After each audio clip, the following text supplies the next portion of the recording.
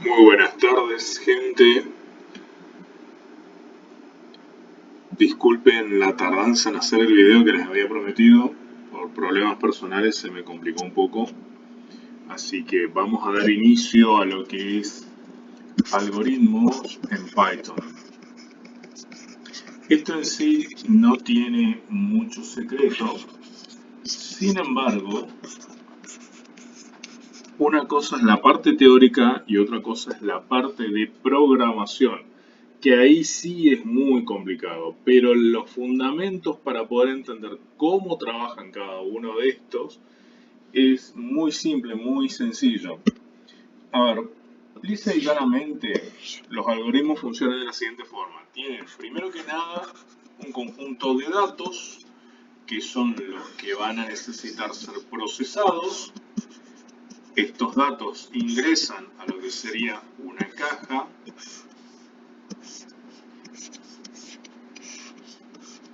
Una vez que ingresan aquí, se le hacen determinados tipos de procedimientos, de operaciones matemáticas. Esto asemejan tuercas, pero bueno, es lo que sale.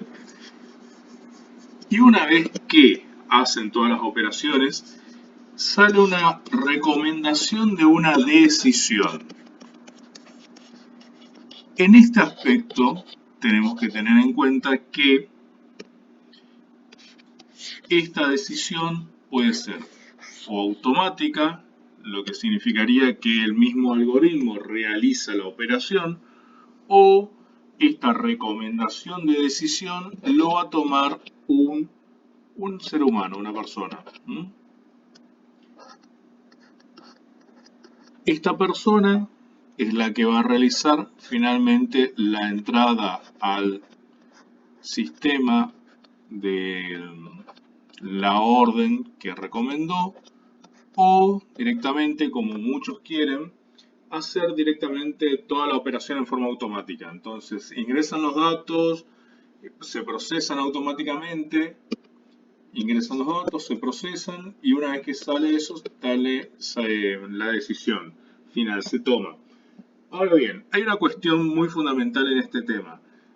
Para que yo pueda tener la confianza en que el algoritmo me va a tomar una decisión que es correcta y no me va a tomar una decisión que me pueda llegar a perjudicar, es necesario, muy pero muy necesario, que este algoritmo, que es el núcleo en sí, esté continuamente mejorándose. ¿Estamos? Yo no puedo tener la idea loca de decir que un algoritmo me va a funcionar durante todo un año, porque a la larga siempre hay que hacerle determinados tipos de modificaciones y de trabajo personal e ingresar. Inclusive van a ver que muchas veces los códigos que uno va cargando, con el tiempo hay alguna actualización y el código en sí, la línea de programación, deja de funcionar, para lo cual hay que ver qué cambios se han realizado en esa línea para que pueda tener nuevamente el mismo funcionamiento. ¿Esto cómo sería acá en Argentina? Porque nosotros vemos, los ejemplos siempre son para mercados mucho más grandes, que ya tienen toda una batería de herramientas, pero, perdón, en Argentina, yo le comento mi caso particular. La entrada de datos lo puedo realizar a través de Invertir Online, que tiene ya una base de datos armadas en Excel, o también tienen las operaciones intradiarias, pero a grandes rasgos. La otra forma es a través de Vima, que si no me estoy equivocando, está costando aproximadamente $50 por mes. Y la última forma que hay es la de Yahoo, que tiene una serie de registros históricos que funcionan muy bien para las bases de datos que se necesitan los algoritmos. También hay una tercera opción, perdón, una cuarta opción que me estuvieron comentando. Yo en lo personal no lo he utilizado todavía, pero es cierto que ofrecen, en el caso de ecovalores ofrecen determinadas API para poder funcionar dentro de los algoritmos. Yo lo que utilizo más que nada es Invertir Online y Yahoo Registros. Entonces, esto es para tiempo real, cuando yo necesito saber la operación o el costo, el precio de una acción de las 11 hasta las 5 de la tarde, utilizo Invertir Online. Obviamente para tener el acceso hay que estar registrado en Invertir Online. La otra forma es Yahoo Registros Históricos, y esto es más que nada para el análisis técnico, pero en función de los datos históricos. O sea, todas las ruedas que ya han cerrado, yo utilizo Yahoo Registro. Cuando necesito saber la operación, el precio en tiempo real, utilizo Invertir Online. Esto yo lo utilizo como fuente de información. Nuevamente, esto ingresa en la caja, que es el algoritmo propiamente dicho. El algoritmo me da una decisión que en mi caso particular, como ya lo he testeado muchísimas veces, lo tengo en forma automática. Y una vez que tomo la decisión, ¿cuáles pueden ser las opciones? Primera opción es vender la posición. La segunda opción es comprar. Y la tercera posición es lo que se conoce como mantener el statu quo,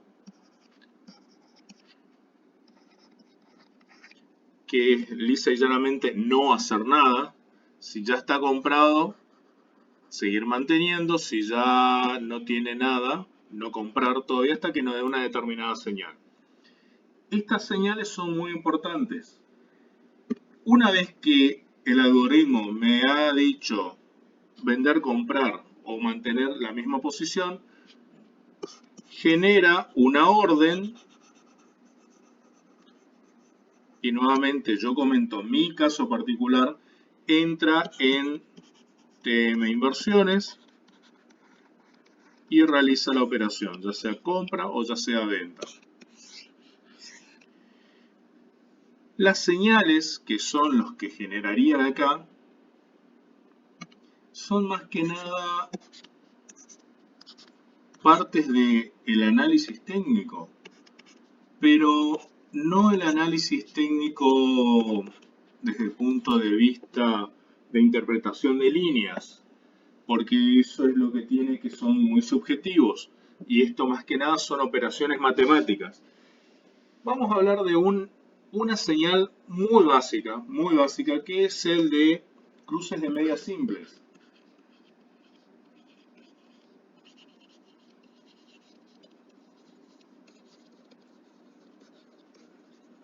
El cruce de medias simples es, yo tengo una media móvil, por ejemplo, de 5 ruedas. Si corta la media móvil de 5 ruedas sobre la media móvil de 20 ruedas, esto es una suposición. En este caso, lo que ocurre, lo que genera el sistema es una señal de venta. Si la media de 5 ruedas es superior a la media de 20 ruedas, lo que genera es una orden de compra. Esto estoy dando a grandes rasgos. Aclaro algo. El tema de las medias móviles, nuevamente lo que les dije acá, hay que testearlo muchas veces. No son las mismas medias móviles, cruce de medias móviles para todas las acciones. Hago énfasis en eso, porque muchos creen que lo que yo puedo aplicar, por ejemplo, para Galicia, lo puedo aplicar también para Banco Macro Entonces, bueno, los dos son bancos, seguramente los dos funcionan iguales y no es así. Muchas veces puede ser, por ejemplo, de que la media corta sea de 5 y la larga sea de 20 y en banco macro tenga una media móvil de 7 ruedas y que la larga sea de 35 ruedas, por ejemplo. Yo lo que siempre busco es más que nada maximizar, que maximizar las ganancias. Ahora vamos un poco más profundo con el tema de los algoritmos. Hay algo que se llama, que está muy de moda, el tema de inteligencia artificial,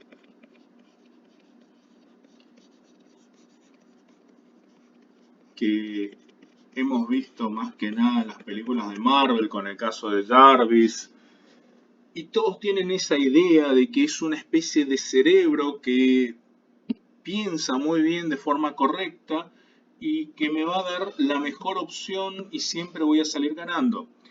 Y eso más que nada es errado. La inteligencia artificial lo que hace es ayuda, pero no significa que va a tomar siempre la mejor decisión porque hay muchísimas variables que uno no le puede cargar al algoritmo porque simplemente no lo tiene en cuenta o porque no puede acceder.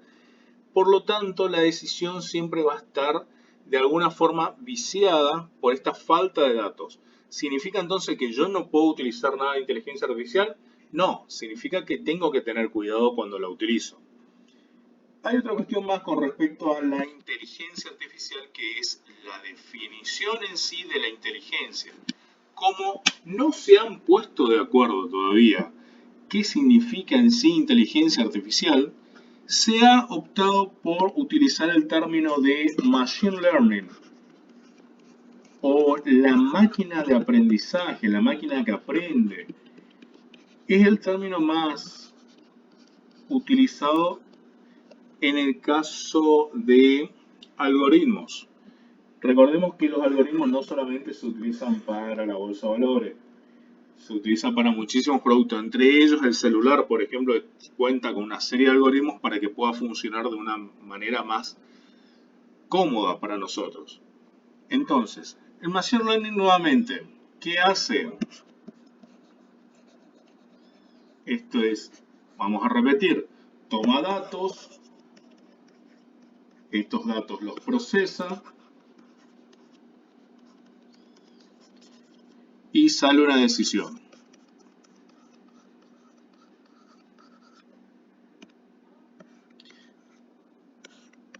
A esto le voy a agregar un cuarto paso más, que es chequear si la decisión que ha tomado ha sido la correcta o no.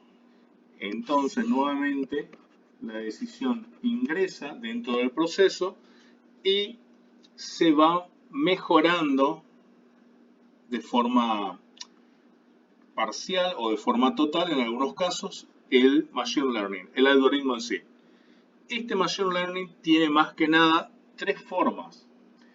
La primera forma es lo que se llama el aprendizaje supervisado. Este aprendizaje supervisado es el que más se utiliza en el ámbito del trading. El segundo caso es el aprendizaje no supervisado. No supervisado. ¿Cuál es la diferencia entre uno y otro? Es muy simple. Yo en el aprendizaje supervisado le digo, mira, yo te doy la variable x1, la variable x2, la variable x3, la variable xn, y fíjate cómo funciona con la variable dependiente y. Le doy una serie de datos, pero le digo, esta variable es la que yo quiero que vos analices. Por eso se llama supervisado. En el caso del no supervisado es distinto porque le doy una serie de datos de variables x, x2, x3, x4, xn y le digo, bueno, fíjate entre todas estas variables cómo se relacionan entre ellas y a ver qué sale. Lleva mucho más tiempo, mucho más cuidado, mucho más proceso y más que nada una computadora más potente, poder realizar el aprendizaje no supervisado. Pero como nosotros estamos hablando de trading, lo que muchas veces queremos saber es cuál es nuestra variable dependiente, es el precio. Yo quiero saber si el precio va para arriba, si el precio va a ir para abajo, si va a quedar igual, qué va a pasar y en qué momento. Por eso utilizamos más el aprendizaje supervisado. Ahora bien, vamos a ver cuáles son estos modelos de aprendizaje supervisado.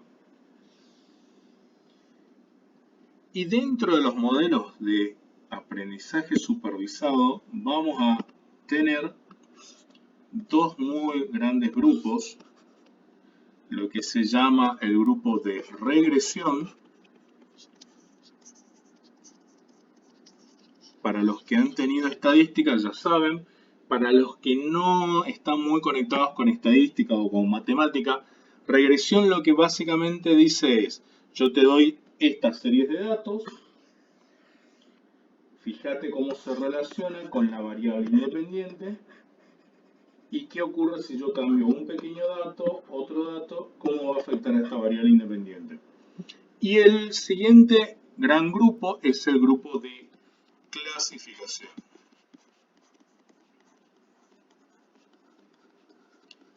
Cualquiera de los dos, dependiendo de cómo uno maneje el modelo, se puede utilizar tanto o regresión o clasificación dentro de los algoritmos de trading. Dentro de la regresión vamos a encontrar el primer modelo matemático, se llama MLR o regresión múltiple lineal, donde nuevamente es el caso típico donde yo tengo el precio y tengo una serie de variables independientes y quiero ver cómo funciona. ¿Qué ocurre con el MLR? Yo puedo poner una cantidad infinita de variables independientes. Esto puede ser, bueno, no infinito, pero tender a un gran número. Y generar nuevamente un proceso. En mi caso particular he llegado a utilizar hasta 37 variables independientes y funciona. Funciona. Vamos a eliminar este símbolo infinito porque en realidad son muchas variables. Hay un siguiente modelo que es el modelo de lazo, se llama así, que está muy similar, está muy emparentado con el MLR. Lo que ocurre acá es lo siguiente, yo tengo la variable independiente y tengo la variable dependiente y tengo las variables independientes, por ejemplo, x1, x2, x3, x4, x5, xn, y el modelo lazo lo que va a decirme es, para poder interpretar esta variable, yo no necesito esta, no necesito esta y no necesito esta. Solamente necesito estas dos variables. Y lo purifica de alguna forma, eliminando variables independientes que no se necesitan. Parece muy bueno este modelo lazo, pero en la vida real, lo que es dentro del trading, este modelo la verdad que no me ha ayudado mucho. No me ayudó mucho. Sí me ayudó, por ejemplo, el MLR, que se utiliza, por ejemplo, yo tengo uno de los algoritmos que es el de predicción del precio del dólar para la siguiente rueda, que a veces pega, a veces no le pega y muchas veces tiene que ver con determinada información, determinada noticia, por ejemplo, que un Twitter de Trump y ya automáticamente me cambia todo. Y por eso ya muy pocas veces lo utilizo el MLR. Luego tenemos el siguiente modelo dentro del grupo de regresión que se llama KNN. Este modelo es muy bueno. Es muy bueno. Cada vez que lo utilizo me da mucha satisfacción este modelo. Lo que en sí hace es una predicción de promedios.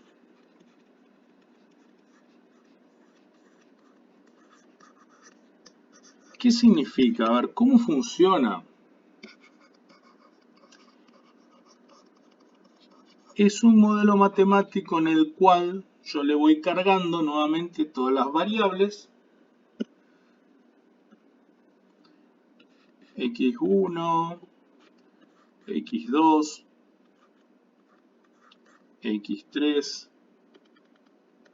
xn, y esto es una observación y luego tengo otra observación más, x12, después x21, x31, y luego tengo xn1. Lo que hace es saca un promedio de todas estas variables y nuevamente me genera un modelo en función de todos los promedios. Es muy bueno, simple, es muy sencillo, es lo que hace, pero funciona demasiado bien. Es muy bueno este modelo. Luego tenemos lo que se llama el modelo de clasificación. Dentro del modelo de clasificación tenemos el árbol de clasificación.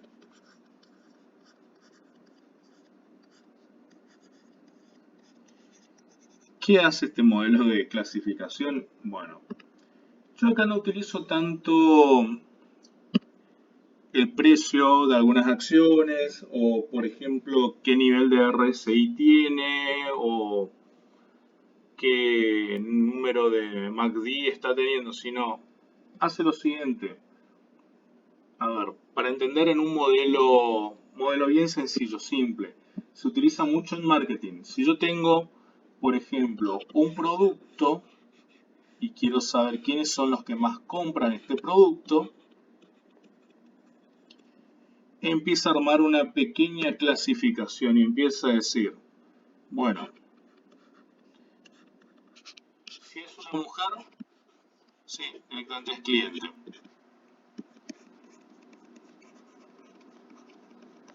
Y si es un hombre, bueno, acá empieza a ver determinadas variables. Dice, bien, si es un hombre y es mayor a de 20 años, es un cliente eventual. Y si es menor de 20 años, hay que ver, primero, si está soltero, es cliente.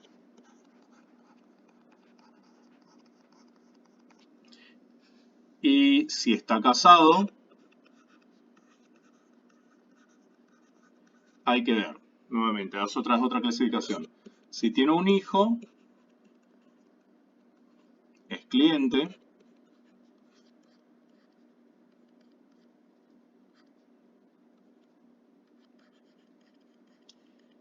Y si tiene dos o más hijos, es eventual.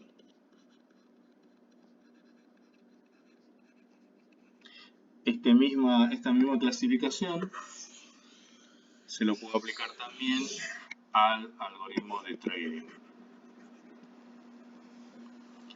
El segundo gran modelo, esto sí es un poco más complicado, es lo que se conoce como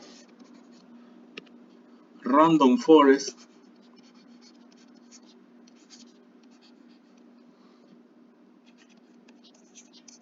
Esto sí es matemática pura, la verdad que ni yo llego a entender. Eso es lo bueno de los algoritmos, me olvidé de aclarar algo. No hace falta ni ser matemático, ni ser estadístico, ni ser ingeniero de la NASA, ni nada por el estilo para poder utilizar estos elementos. Con el simple hecho de yo saber programar y de aplicar uno de estos modelos y de testearlos, ya con eso va a funcionar muy bien. Ojo, nuevamente aclaro, no hace falta ser matemático, ni estadístico, ni nada fantástico para poder aplicar estos modelos dentro de los algoritmos de trading. Quiero aclarar, yo no soy ni uno de esos títulos tengo. Yo soy en realidad licenciado en comercio exterior y dentro de poco me recibo de contador público, pero antes de profundizar estadísticas yo utilizaba estos modelos. Después, bueno, con el tiempo obviamente uno de tanto uso lo va a profundizar un poco más, pero no es necesario llegar a entender cómo hace todas estas operaciones, sino son herramientas. Por ejemplo, muchos conducimos autos, pero no sabemos exactamente cómo se arregla o cómo se arma. Algunos sí, otros no. Pero es necesario saber dónde está el motor, dónde está el carburador. No, tenés que saber conducir. Entonces, esto es exactamente lo mismo. El último modelo de clasificación es lo que se conoce nuevamente como KNN. Es el mismo modelo que aquí en regresión. También es muy bueno, muy simple este modelo, es muy sencillo y la verdad que funciona muy bien siempre. Funciona bastante bien. Bueno, dentro de lo que es el supervisado, los modelos supervisados, hay un modelo más que es el que está haciendo más ruido que todos los otros, que es el de las redes neuronales, que es a lo que uno primero le viene a la mente cuando habla de inteligencia artificial.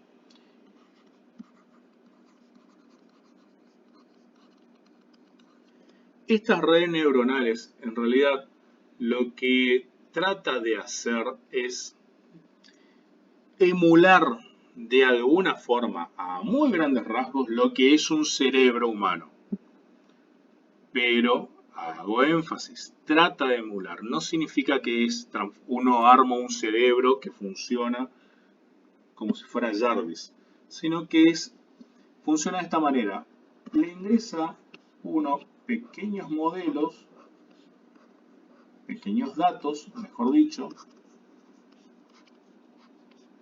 que son todas las observaciones que uno va teniendo. Cuando hay observaciones, por ejemplo, el precio de una acción un día, en una rueda, o el precio de la acción a determinada hora, o el precio de la acción medido en semanas o en meses. Esto sería cada una de esas observaciones. Esto es lo que se llama la primera capa. Y aquí arrancaría las redes neuronales. La segunda capa lo que hace es testear estos datos e ir generando nuevos modelos. Estos modelos se van a ir mejorando de forma consistente y ocurre lo siguiente. Ingresa una variable, genera un pequeño modelo y este pequeño modelo después va combinando con otros modelos que hay. Y siempre se va buscando el mejor modelo. Nuevamente ingresa otro.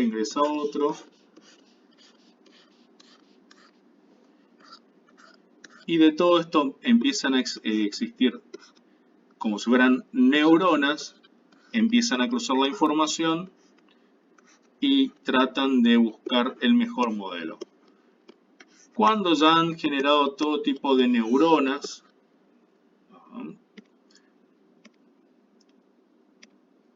a ver, bueno, ahí está, desapareció. Cuando ha generado todo tipo de neuronas, al final del procedimiento queda 1, 2 o 3 modelos. Filtran, solamente pasan los mejores modelos, que son los que mejor explican lo que ocurre dentro del modelo de predicción. Esta es la segunda capa y esta es la tercera capa. Algo que quiero aclarar, y es lo último para ir cerrando, es el tema muy, pero muy importante de los datos. Esto es lo que más duele acá en Argentina. Y les explico por qué. Si uno empieza a hacer estos cursos que hay, por ejemplo, de España, de Estados Unidos, de algunas de esas grandes bolsas que hay alrededor del mundo, siempre generan, hablan con respecto a los datos que utilizan. Bien, yo esto lo aprendí, todo este modelo, lo aprendí para aplicar al Dow Jones, o sea, para Estados Unidos.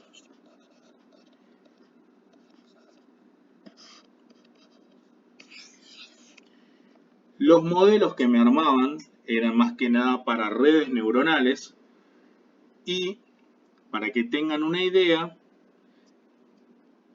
todas las observaciones que tenían del Dow Jones era de aproximadamente 150.000 megas de información. Los registros estaban o en planilla de cálculo, en planilla de Excel, o en datos CSV, que también se utiliza, o este formato, que aquí en Argentina por lo menos yo no lo he visto, pero es el más compacto de todos, NPGR, que lo que hace en sí es, funciona de forma más compacta y es lisa y llanamente utilizado para las redes neuronales. Es muy bueno. ¿Qué ocurre en nuestro querido Merval? Si uno agarra todas las operaciones registradas y arma un archivo, ¿sí? Más o menos ese archivo está en el orden de los 15 megas. O sea, entre 150.000 y 15 megas hay una pequeña diferencia. Y aquí están, en estos 15 megas están registradas todas las operaciones habidas y por haber. Desde el año 2000, desde algunos casos desde el 88, 89, 2000. Y ahí arrancamos con el primer problema para poder aplicar redes neuronales. Para poder aplicar estas redes neuronales se necesita muchísimas observaciones. Se habla que una red neuronal mínima, digamos, con lo que se puede llegar a utilizar, es de aproximadamente unas 54.000 observaciones. Cosa que nuestro querido Merval no alcanza ni de casualidad. Se necesita por lo menos 54.000 observaciones. Por eso cuesta muchísimo armar redes neuronales para tratar de hacer predicciones. Con respecto al Merval, siempre uno termina utilizando alguno de estos modelos para poder armar un algoritmo. Dicho sea de paso, uno de los algoritmos que ya les había nombrado es el algoritmo que yo utilizo para hacer la predicción del dólar, del precio del dólar.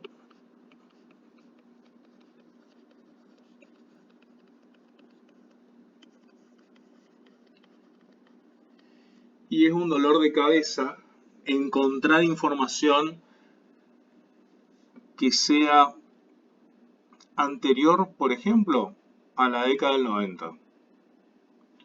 Y la información que hay es todo empalmes contra empalmes contra empalmes. ¿Qué significa el empalme que yo, por ejemplo, tengo?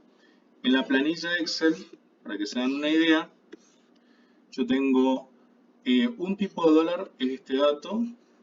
Después tengo otro tipo de dólar que es aquí, otro acá. Después aparece otra especie de dólar por acá. Y es una cosa de locos porque está completamente viciada, aparece la información del precio del dólar acá en Argentina. No es una sola columna, es decir, se utiliza solamente este precio para el dólar. No, es toda una cuestión de empalmes, con otro tipo de empalmes. Y también para el precio del dólar utilizaba lo que es la tasa de interés, que es otro dato que cuesta muchísimo encontrar. La tasa de interés que nosotros tenemos registros desde el 2015 o 2016 aproximadamente, mientras que en otros países que utilizan este tipo de modelos tienen un poquito más años. Por ejemplo, en el caso de Japón, el registro arranca aproximadamente el año 1984, si no me equivoco. En el caso de Estados Unidos, arranca creo que en la década del 40. Y en el caso de Inglaterra, arranca del año 1911. Entonces, la cantidad de observaciones ayudan a realizar modelos que sean mucho más precisos. Es el principal problema que tenemos acá en Argentina. Los registros que tenemos son muy pocos. Entonces, con los pocos registros que tenemos que tratar de armar un algoritmo para predecir el precio de una acción, lo que cuesta bastante. No les voy a decir que es imposible, se puede lograr, pero hay que buscar la forma de poder subsanar esos problemas de falta de datos. Bueno, cualquier pregunta que quieran hacer, lo pueden hacer en la caja de comentarios.